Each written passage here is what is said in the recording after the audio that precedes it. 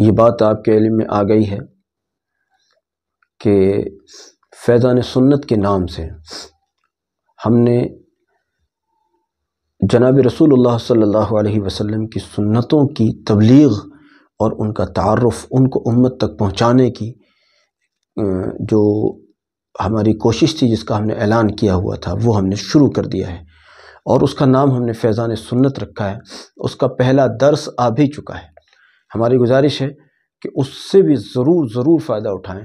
درود شریف زندگی میں ہو اور سنت رسول صلی اللہ علیہ وسلم سے زندگی مزین ہو رہی ہو، یہ میری اور آپ کی ایمانی، اسلامی، اخلاقی اور جناب رسول اللہ صلی اللہ علیہ وسلم سے محبت رکھنے والی زندگی کی ذمہ داری ہوتی ہے۔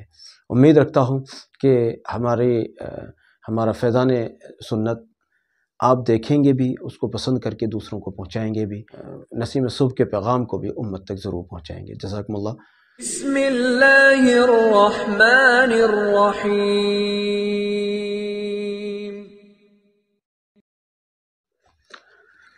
بسم اللہ الرحمن الرحیم وبہ نستعین۔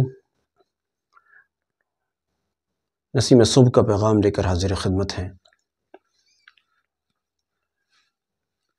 آج بات کرنا چاہتے ہیں کہ جناب رسول اللہ صلی اللہ علیہ وسلم کے لیے یہ ساری کائنات کو سجایا گیا۔ جتنی بھی چیزیں آپ کو نظر آتی ہیں، جو بھی کچھ آپ دیکھتے ہیں، وہ سارا کا سارا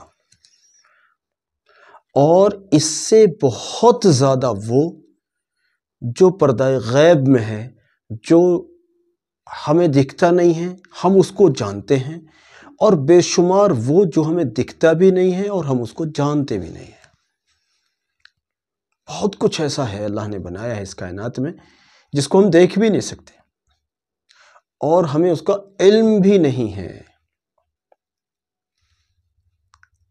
وہ سارا کا سارا اللہ رب العزت نے جناب رسول اللہ صلی اللہ علیہ وسلم کے صدقہ اور وسیلے میں بنایا ہے۔ اگر نبی صلی اللہ علیہ وسلم کو بنانا منظور و مقصود نہ ہوتا تو یہ سب کچھ جو آپ کو دکھ رہا ہے یا جو پردہ غیب میں ہے اور ہمیں دکھ نہیں رہا، جس کو ہم جان نہیں رہے، وہ سارا کا سارا وہ سب کچھ نہیں بنایا جاتا۔ تو جہاں سب کچھ جناب رسول اللہ صلی اللہ علیہ وسلم کے صدقہ و وسیلے سے بنایا گیا ہے، تو پھر جنت بھی نبی صلی اللہ علیہ وسلم کے وسیلے سے ہی بنائی گئی ہے۔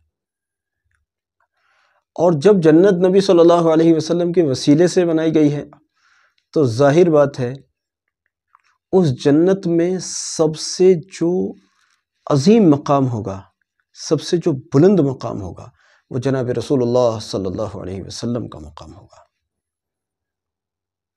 اتنا بلند مقام کسی دوسرے کا نہیں ہو سکتا، نہ کسی کتب کا، نہ کسی غوث کا، نہ کسی ابدال کا، نہ کسی نبی کا، نہ کسی ولی کا، نہ کسی رسول کا، بلکہ نبی صلی اللہ علیہ وسلم کا درجہ و مقام اور ان کی جو جنت ہوگی وہ سب سے بلند ہوگی۔ اب ایک بات یہ پیدا ہوتی ہے کہ نبی صلی اللہ علیہ وسلم کی جو جنت ہے وہ سب سے بلند و بالا ہے،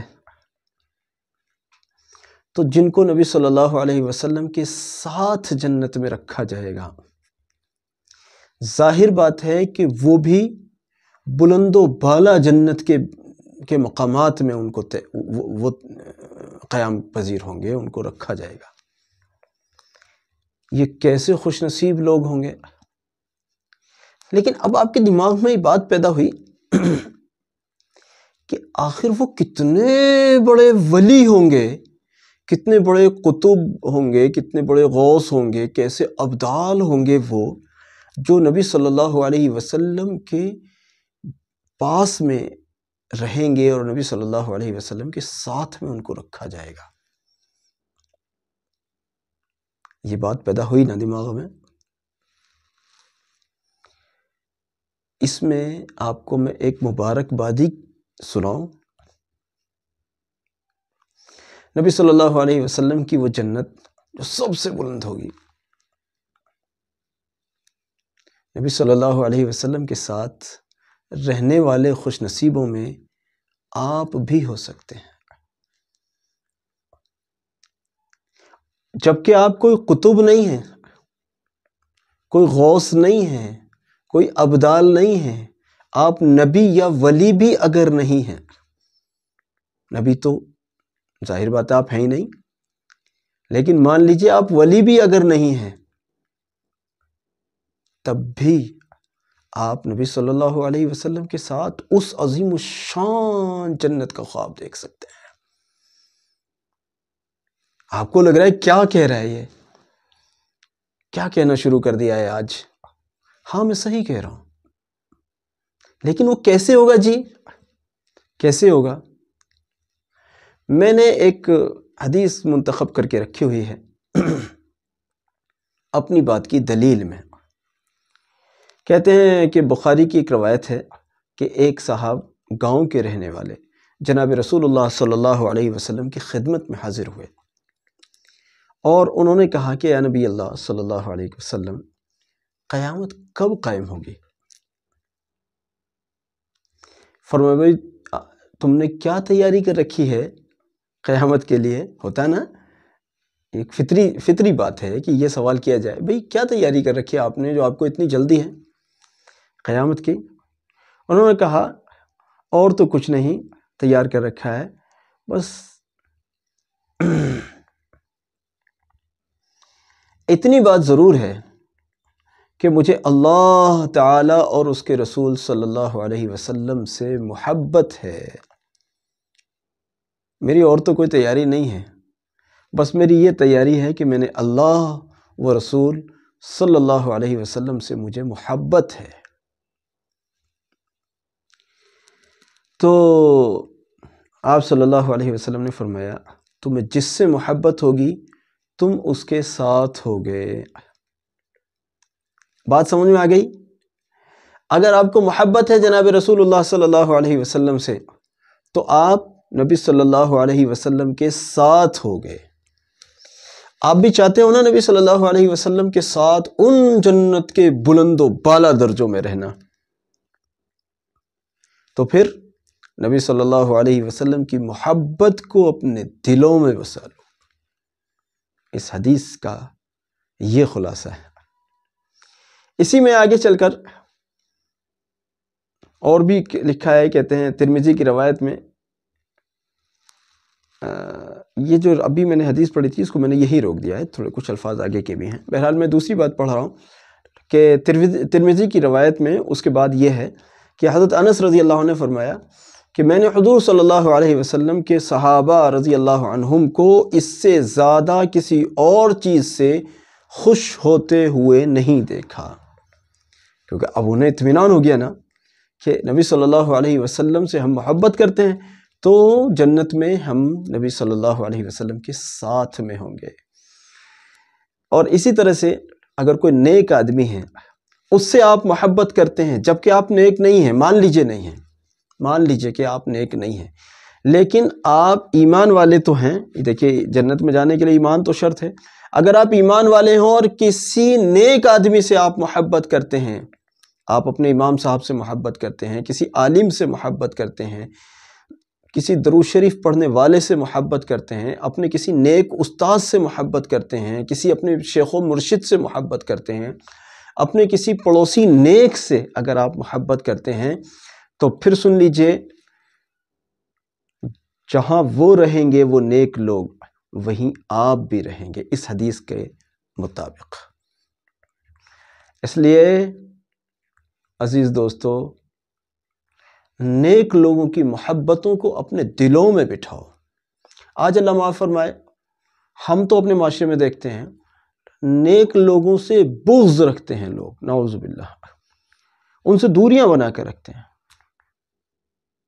کبھی ان کی ضرورت پڑتی ہے تو ان کو بلا لیتے ہیں، پھر چاہے رات کو 2 بج رہے ہوں، مطلب سے ان کو بلا لیا جاتا ہے، لیکن اگر انہوں نے دین کی بات ہمیں بتائی اور وہ بات ہمارے مزاج کے خلاف تھی تو ان کی بھی چھٹی اور دین کی بات کی تو پہلے بھی چھٹی کر ہی رکھی تھی، نعوذ باللہ۔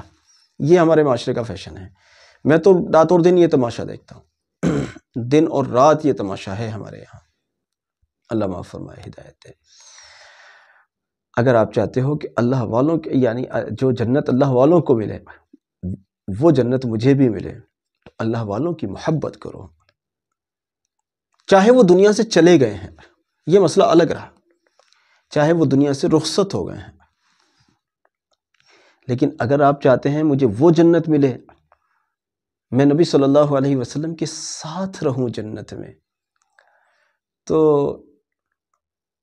نبی صلی اللہ علیہ وسلم کی محبت کو اپنی پہچان بناؤ، اپنی پہچان بناؤ۔ جب میں سب سے پہلی مرتبہ حرم شریف گیا تھا، مدینہ طیبہ گیا تھا، تو مغرب کی نماز باہر کے حصے میں پڑھی اور پھر میں اندر پہنچا۔ مجھے کچھ نہیں معلوم کہاں جانا ہے، کدھر جانا، میں نے کچھ دیکھا ہی نہیں تھا، میں پہلی بار گیا تھا۔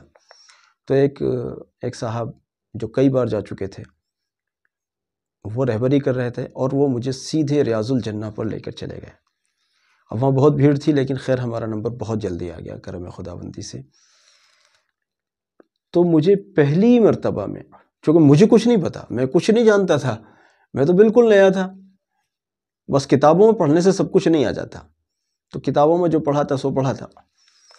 تو جس جگہ جو ایک محراب ہے نا، وہ ممبر کے برابر میں جہاں نماز ہوتی ہے، اس کے سائیڈ میں لکھا ہوا ہے ھذا محراب النبی صلی اللہ علیہ وسلم، یعنی یہ محراب نبی ہے صلی اللہ علیہ وسلم۔ تو مجھے بالکل عین اسی جگہ پر جگہ ملی۔